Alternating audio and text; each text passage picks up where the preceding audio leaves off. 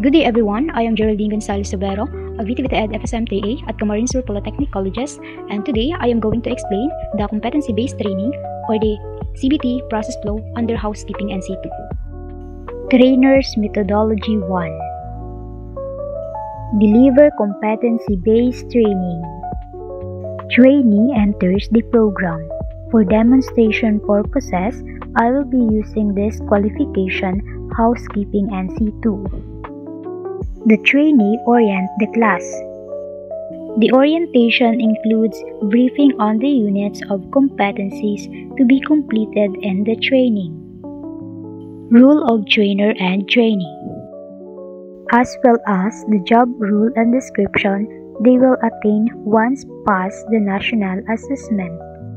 Administer RPL, followed by administering recognition of prior learning or the RPL in which credits life. Organized learning strategy. Job experience as valid evidence and will no longer be included in the training program. Trainee select competency and receive instructions. Trainee select competency from identified training needs and receive instructions from the trainer. Administer learning contract. The trainer administers learning contract or agreement between him or his trainees, and then provides CBLM materials and introduces the use of progress and achievement progress report.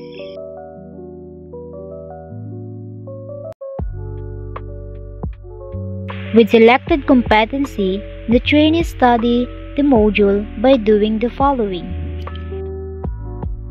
For the learning activities, review learning package, view multimedia materials, use manuals, observe demonstration, practice skill and workshop, receive assistance and advice. And so, after the trainee complete and master the process, the trainee can now attempt the task.